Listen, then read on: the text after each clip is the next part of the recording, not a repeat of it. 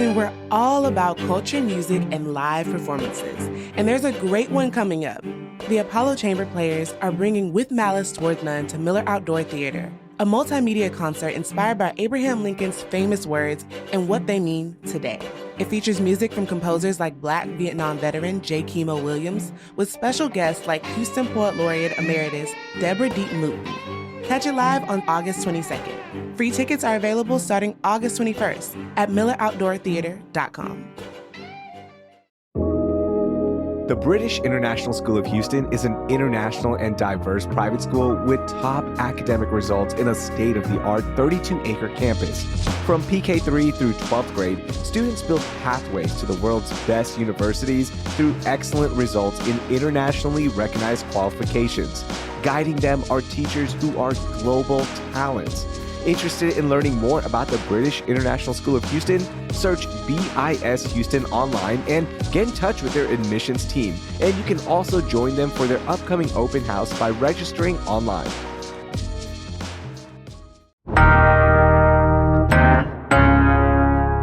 It's one of my favorite shows, and now it's back, King of the Hill. And it already has me quoting classics like, "Peggy, that boy ain't right," and "Let go my purse." But is the revival worth the watch? Today on CityCast Houston, I'm breaking it down with pop culture maven and the creator of But Why Though Media, Kate Sanchez. And just a heads up, there are a few spoilers about the new season in this episode. It's Monday, August 18th. I'm Rahil Ramzanali, and here's what Houston's talking about. Okay, we are now in 2025. King of the Hill is back, and it's set in current day. Of course, we all remember King of the Hill from 1997 to 2009 on Fox. It was on every single day for most people, Kate. And now Hank and Peggy are back from Saudi Arabia, as Peggy keeps calling it, which is so crazy. Bobby is a fusion chef in Dallas. It's wild that it's back. You know, I have been a big grump when it comes to revivals and sequels and all of these things. And so I came in there with that. And I will say, like 5 minutes in, I was like, oh, they did the thing. This is them. The hills are still the hills. And I don't know how else to explain it. It felt like a kid again, like getting home from school, watching it on Fox. And I don't know. It was pretty magical, actually. Yeah, you actually wrote that this is the best revival that's ever been made. That is high praise, Kate, because revivals can be a real hit or miss, but this one lived up to the hype. Why do you think it's the best revival? Because Mike Judge knows Texas. Very specifically. And I think the reason that this works, and I think I said it in my review, is because Mike Judge didn't just take these characters, stick them in a time capsule, and then pull them into 2025. He gave us an entire growth period of them in between, the same way our parents have grown, the same way we have grown. I'm not the same teenager that was watching that show before. And I think that that's why it worked, because they felt like real people and real people that I'd say if you're in Dallas, if you've ever been to Dallas, you've definitely met. It's so crazy that it is set in this fictional town of Arlen, right? Which is outside of Dallas, but it really serves as a stand-in for so many other towns, right? Like in the Houston area, I think about Cypress, Katy, Sugarland, Richmond, these towns that are all Arlen. And there are people like the Hills and the Gribbles, and you've got so many other ancillary characters that we all kind of know. They might not be all as outlandish, but King of the Hill served as a story for all of our shared experiences. That's why I love it. Yeah, no, I completely agree. And I think that that's one of those things, like, even when it comes down to, like, because I'm in the Austin area, Central. I've always lived in San Antonio before Austin. So I've always been Central Texas. Even then, like, those are families out in Castroville and Kerrville and everywhere. And I think that there's such a neat understanding of all of the peculiar things that Texans have as stereotypes. And then also like the really loving stereotypes that also come with it, which I think is what is really exciting, because Mike Judge understands all of the sides of Texas in a way that I don't think I've necessarily seen before. And Yeah. while I always felt that King of the Hill was representative of Texas, I think that seeing this season 14 and this revival, it means so much more as an adult. Like I'm catching Yeah. all of the things that he's showcasing in giving us these trajectories for characters who have learned more about themselves and more about Texas since they've been gone. Was it kind of weird though seeing them older? No, Like, did it feel okay for you? it did. And you know why? Because my mom has Peggy Hill's haircut. And Oh, it felt like seeing my mom a bit. I yeah. have a friend who said it was kind of weird and it was a little bit of a shock for her to get used to them, everybody being aged up. And I was like, I don't know, man. It kind of just felt like I was looking at my mom. Oh, that's great. I just love the revival because it still had the compassion, it still had the joy, it still had the open mindedness of Hank. Like Yeah. one thing that people confuse about Hank Hill is that, oh, this guy's a conservative and he's probably going to hate everything. But if you've watched King of the Hill, Hank is the best representation of Texas in that most of us, we're great neighbors, we're willing to learn, we're willing to understand, and we're not going to like try to impose our values on you outside of Texas is the best because Hank will always do that. Yeah. But he's so understanding, and it was so nice to still see that even after all these years and him coming back to a world where, let's be honest, it's not like that. It's very divided now. Yeah, no, and I think Texas gets misconstrued and stigmatized a lot, just like you said, of kind of pushing one view. And I mean, I will say we do always push the Texas the best because it really is. I wouldn't live anywhere else. But Yeah. um, there is a care that I think Hank has for his neighbor that I think that people don't understand when they look at Texas or the South in general. Hmm. I travel a lot for work, and I'd say I've been to both coasts multiple times.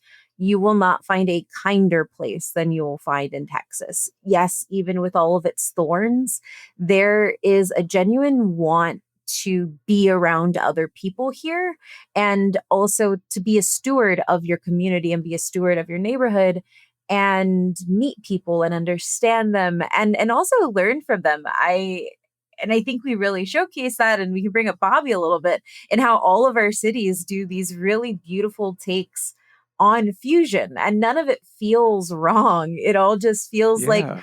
I am a kid from X family who grew up here, and this is what I'm making. It actually made me think a lot about Loro, which is a barbecue restaurant here in Austin. It's East Asian flavors, but true Texas style barbecue, and it's made by a family who or by an owner who is very much looking to showcase their culture in both sides of it, the Texan part and the Asian part of it. And I think that that's something that we find a lot in Houston, in Austin, in Dallas, where we Yeah. see the ways in which Texan culture very much is not one note or one thing. It is a fusion of everybody who is here. Yeah, and Loro has a few locations across the city of Houston, one in the Heights, and they recently opened up in Rice Village as well. And, that fusion spirit, that fusion chefness, that's what Bobby Hill is doing. He's always been one to, fire up and cook and had a passion for it in addition to improv. But Bobby Hill is successful. He's a Japanese German fusion chef in Dallas. And there was an episode that explored his restaurant, which was so beautiful. It explained Texas and the fusion culture that we have here in such a beautiful and masterful way. And it just reminds you that this show was so ahead of its time. It was so dang good. Even back in the days, it would explore these topics that not many people were thinking about. But Mike Judge and his team, they were thinking about it. And the reason I'm bringing this up, Kate, is I'm putting you on the hot seat, okay? Is King of the Hill the best Texas TV series ever? Oh, yeah. Yeah. I've been mulling over this question, knowing it was going to come up. And part of me wanted to be like, no, it's not the best. But I think it is. I think it's the most definitive. I think that with season 14, you see more and more cultures. I'm Mexican, and the Bobby's Hmm. sous chef and friend. It was nice to finally see Emilia, that in King of yes. the Hill. But I think that it is hard to balance the good and the bad that comes in this state but I think that Mike Judge does it in such a loving and caring way that it makes it the best. And it's funny. It's genuinely funny. And Yeah. I think the reason it is a great Texas show and the best Texas show is because anybody who's not from Texas can watch it, find joy in it, and start to understand Texas a bit. Whereas I don't think there's always that type of bridge from somewhere else to here that's made. I think of a show, it's on Netflix. It's an animated TV show, Gentry Child versus the Underworld. Yeah. She's a kid in Dallas. You see it all, but you have to be a part of Texas culture and a Texan yourself to understand it inherently and to Okay. see what they're doing with the comedy. Whereas King of the Hill, like, it builds that bridge from Texas to anywhere else in the United States or the world. And it's a really good representation of it. And I think that Yeah. that's where you have to kind of ask yourself, is it the best because I like it? Or is it the best because I'm totally okay with other people watching this and getting to understand my home through it? I wanted to bring up Friday Night Lights, the TV show. That was the first thing I thought of. It was such a good show, and it still is. I think it's one of the most emotional shows. It really captures small town Texas, but that's it. It only captures small town Texas. It doesn't capture the rest of the state. And I think King of the Hill, what it does best is it captures it without Texas stereotypes, because we all have the conspiracy theorist friend like Dale, right? We all have that cool friend like Boomhauer who just somehow just gets things done, and he's, you know, he talks 100 miles per hour, but he's that cool friend. And I just love how it captures everything without it being cowboys, small town. It's perfect. I will throw some other shows out, okay, just for debate purposes.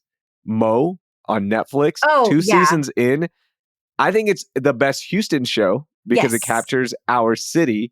I don't think it captures Texas in general, but it does tackle very important topics. So I do love Mo. Yeah, I reviewed both seasons, and I would say that's probably my favorite A24 TV show. And it's one of the best TV shows on Netflix by a mile. And I think both of them I called out that, like, Mo is very specifically like the most Houston thing I have ever seen put on television. For sure. And it gets so much right. Yeah, and A24 is the studio that produces award-winning films, TV shows, and it's just like a notch above everybody else is the best way to put it. Old school Dallas. I haven't watched Dallas, I'll be honest with you. I'm sure I came across it when I was younger, but I don't remember much. So if you want to make a case for Dallas, let us know. Message us on Instagram at CityCastHouston. And here's a new one I want to throw in real quickly. Landman. It captures more of the oil and gas dependency of the state of Texas. And again, small town. I ripped through that season and it was fantastic. Okay. So I just want to put that one out there as well. So like I ripped through the season and I think it's good. And Taylor Sheridan is a Texas State alum out there in San Marcos, Texas. He's like one of their biggest people. But there's a specific moment in one of the episodes where I believe the guy's wife is like in beautiful San Antonio with a beautiful river flowing. There was like, girl, no, there's algae in there. Like, you don't want to fall in there during Fiesta. Like, and I was like, oh no, you've lost me. You've lost me, Sheridan. Oh no. But it is still really good in capturing it. It's still really good. Yeah.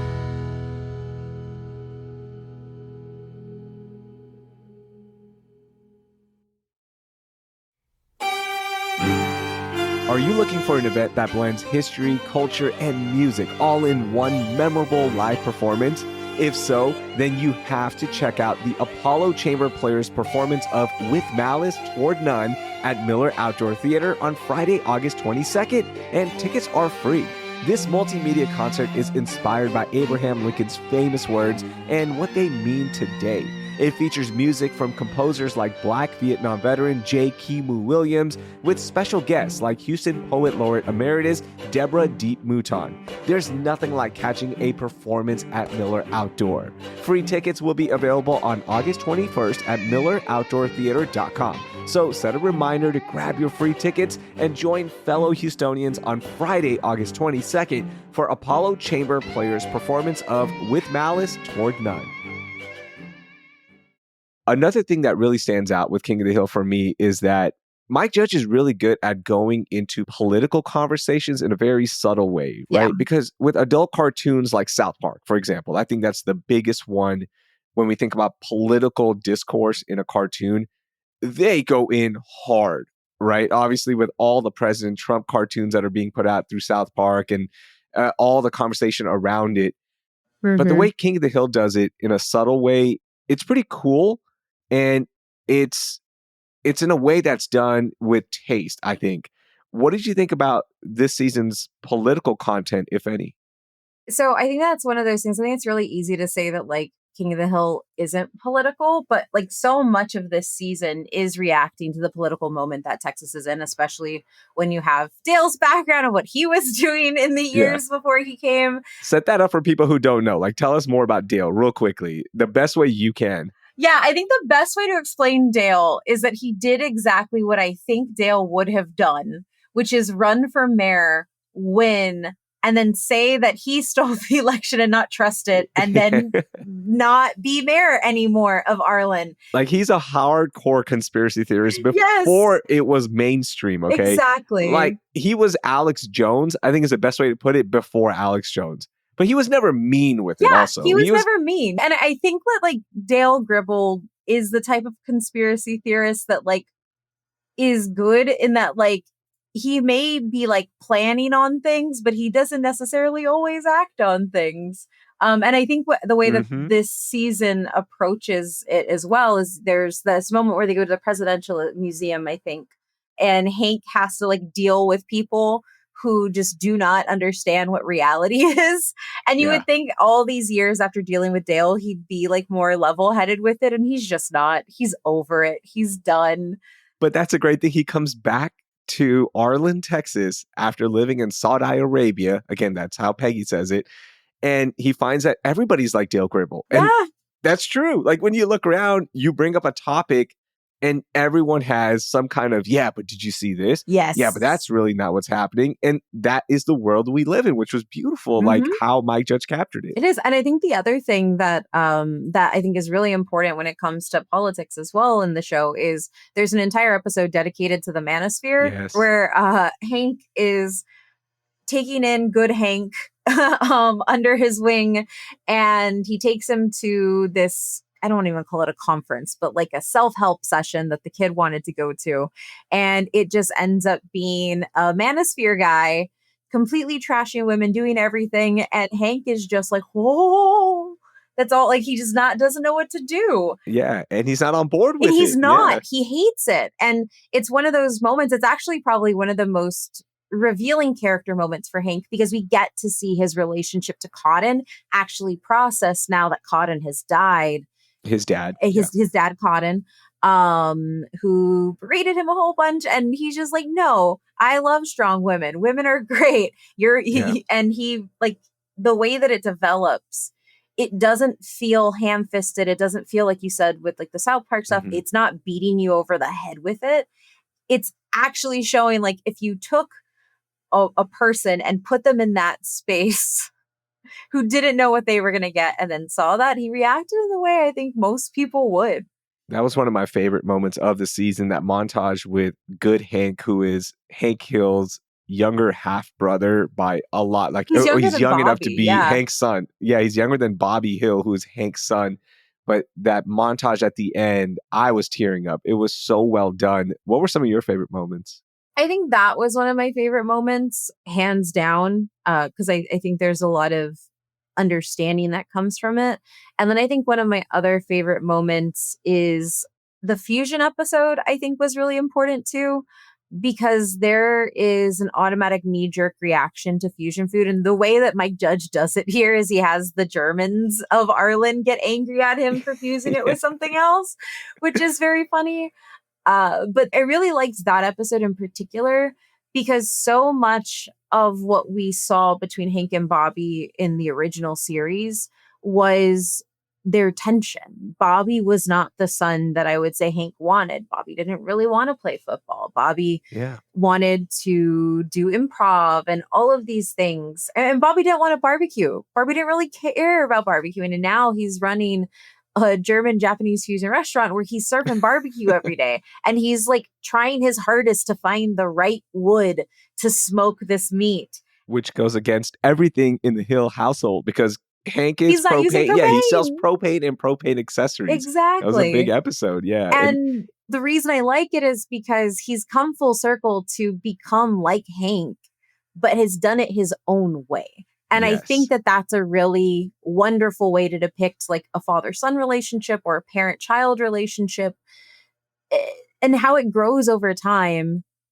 And I think it was just really heartwarming. It was really, really heartwarming. And it was also nice to see that Bobby Hill is a sweet person and Yeah. still caring like he was when he was younger. Like the world didn't break him. Yeah. Right? Because at this point, when you have a sweet, loving child like Bobby, I think that's the best way to put it. He's just so innocent and he still remains somewhat innocent, right? Like he's still having his fun as an adult, but he is still caring. Yeah. And that was so nice to see. And it was something I needed to see almost. Yeah, no, I completely agree. And I think there's a kindness throughout the show. The funny thing is I think that like Peggy is technically the only one who like maybe has a mean streak and it's not even intentional. She's just really assertive. She's a mama bear. Yeah. She's a current mama bear. Like she will Yes. protect her child. She's going to protect her friends and is going to protect her sanity almost. Yes. Yeah. The other thing I loved was Connie, who is born to immigrant parents and grew up in a immigrant household like I did, exploring current trends like ethical non-monogamy. Yes. Her explaining that and coming from an immigrant household, I was like, oh, I get this. I get it. Like she is rebelling and she doesn't care and she's cool with it. It is so funny to see that play out because I see it play out with other kids who are born into immigrant households. No, I definitely see it happen too. Entirely. Is there anything you missed from the original King of the Hill? No. So, well, we obviously had some really tragic passings of some of the voice cast. And I think that, the show, I wouldn't change anything of it. There are just moments of the voice casting where you just feel like, oh, this doesn't always feel right. And you know why they had to do it, but yeah. I wish somehow, some way they could have used old footage of Luann. Yeah. Of course, Brittany Murphy, the voice actress and the actress that we know, she passed away during the original run of King of the Hill. And Luann was written off. I think they made the call, and they've talked about this, the creators of the show. They didn't want to recast Luann. But I think playing old clips of Luann, who was the wacky neighbor / family member who lived with the Hills for the longest time, seeing her would have been nice. Yeah. It would have been really nice. No, I completely agree. Okay, what's the latest on season 15? Do we know? Is it coming back? What are you hearing? I have no idea. I know that like from a reception perspective, King of the Hill season 14 has been lauded by critics, by fans. Yeah. It would be a very bad idea for Disney not to greenlight another season on Hulu or wherever it ends up. And I think what it shows too is this is actually one of the longer series that Hulu has put out, which sounds crazy because it's, I think, 10 episodes and that's long nowadays. So there's been a lot of calls for it to get a full run as it used to, what a full season count would be. But I haven't really seen yes or no as to where we're going. It'd be crazy if they don't. Yeah. It was, as you mentioned, everything you laid out. It's such a beautiful show. It was well received. It's a show that we need right now, not only in Texas, but I think across the nation, and hitting on themes of like love your neighbor, talk to your neighbor, understand your neighbor, see where they're coming from. Take that at least and be open to new things. If Hank Hill is open to loving soccer, the game that he despised, then I think we can all be open to loving new things and trying new things. It was a beautiful season. I'm glad the revival hit for you as well. You called it the best ever. Kate, I'm so glad you joined me. Thank you so much. Thank you so much. That was Kate Sanchez. You can read more of her reviews and takes on pop culture at her website, But Why Though? And I've dropped a link in our show notes. While you're in the show notes, you'll also see a link for our annual CityCast listener survey. Help us out by taking the survey so we can make CityCast Houston even better just for you. It only takes 7 minutes, and once you finish the survey, you'll be entered to win a $250 Visa gift card and CityCast Houston swag. Take it with the link in our show notes or at citycast.fm/survey. Thank you. Now, if you love King of the Hill as much as I do, text this episode with 3 of your friends who need this revival in their life. Also, subscribe to CityCast Houston if you haven't, and please drop us a rating and review wherever you're listening. Want more Houston news, pop culture, and events? Subscribe to our daily newsletter, Hey Houston, at houston.citycast.fm. That will do it for today. I'm Rahil Ramzanali. Thank you for listening, and maybe we should all be a little bit more like Hank Hill.